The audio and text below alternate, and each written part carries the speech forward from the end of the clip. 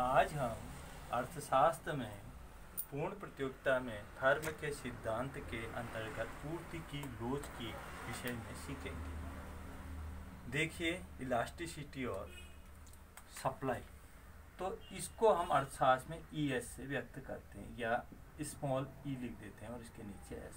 E का मतलब elasticity, S का मतलब हो गया पूर्ति, सप्लाई। अब इसका अर्थ क्या है? देखिए, पूर्ति का नियम है बताता है कि कीमत व मात्रा में सीधा संबंध होता है, अर्थात कीमत में वृद्धि होने पर पूर्ति में वृद्धि तथा कीमत में कमी होने पर पूर्ति मात्रा में कमी होती है। लेकिन यह नियम यह नहीं बताता है कि कीमत में परिवर्तन से पूर्ति मात्रा में कितना परिवर्तन होगा। इसकी जानकारी हमें पूर्ति की लोच से होती है।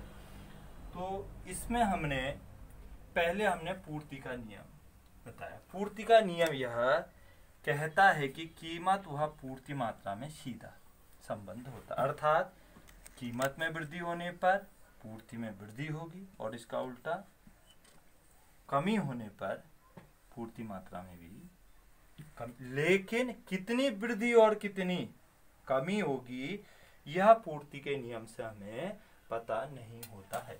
इसकी जानकारी हमें पूर्ति की लोच से होती है, अर्थात लोच हमें यह बताती है कि कीमत में परिवर्तन से, अर्थात लोच से हमें यह पता चलता है कि कीमत में परिवर्तन से पूर्ति मात्रा में कितना परिवर्तन होगा, पूर्ति मात्रा में कितना परिवर्तन होगा। यह है आपकी लोच। देखिए, इसमें यह आ गया कितना परिवर्तन होगा। वहां पर था नियम में परिवर्तन होगा, लेकिन इससे पता चलेगा कितना परिवर्तन होगा। यही आपकी पूर्ति की लोच है। तो पूर्ति की लोच क्या होती है? पूर्ति मात्रा में प्रतिशत परिवर्तन तथा कीमत में प्रतिशत परिवर्तन के अनुपात को पूर्ति की लोच कहते हैं। क्या हुआ? कीमत में प्रतिशत परिवर्तन, ये पहले हम लिखेंगे पूर्ति, कीमत नहीं, पूर्ति में प्रतिशत परिवर्तन तथा कीमत में प्रतिशत परिवर्तन के अनुपात को पूर्ति की लोच कहते हैं। यह होगी आपकी पूर्ति की लोच। किसका अनुपात? पूर्ति में प्रतिशत परिवर्तन और कीमत में प्रतिशत परिवर्तन के अनुपात को पूर्ति की लोच कहते हैं। तो अब इसका सूत्र है ना, पूर्ति की लोच, इसको हम व्यक्त करें ES से बराबर। देखिए, पहले बराबर के बाद आप ये लंबी लाइन खींचिएगा। ऊपर हम लिखेंगे पूर्ति मात्रा में प्रतिशत परिवर्तन, पूर्ति मात्रा में प्रतिशत परिवर्तन बटे कीमत में प्रतिशत परिवर्तन। ये हुई आपकी लोच। ये हो गया बीच की लाइन अनुपात। यदि हम इसका वर्णन करेंगे तो यही कहना, पूर्ति मात्रा में प्रतिशत परिवर्तन तथा कीमत में प्रतिशत परिवर्तन के अनुपात को पूर्ति की लोच ES कहते हैं।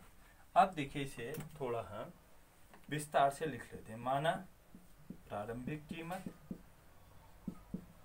P1 और P1 पर आपकी पूर्ति मात्रा जो होगी उसको कह देंगे प्रारंभिक पूर्ति मात्रा Q1। अंतिम कीमत P2, अंतिम कीमत आपकी हुई P2 और अंतिम पूर्ति मात्रा Q2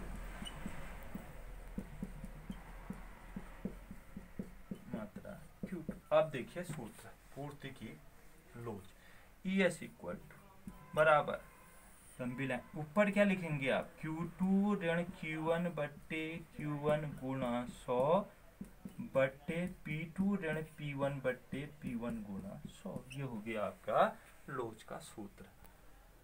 अब देखिए लोच का अर्थ क्या हुआ। वैसे ये तो हुआ मैथमेटिकली अर्थ, वैसे व्यवहारिक अर्थ क्या हुआ। लोच का मतलब हुआ जो परिवर्तन के अनुसार होगा, अर्थात यदि कीमत में कमी होने पर पूर्ति में भी कमी और कीमत में वृद्धि होने पर पूर्ति में वृद्धि होती है, उसी अनुसार परिवर्तन होता है तो उसे कह देते हैं लोचदार।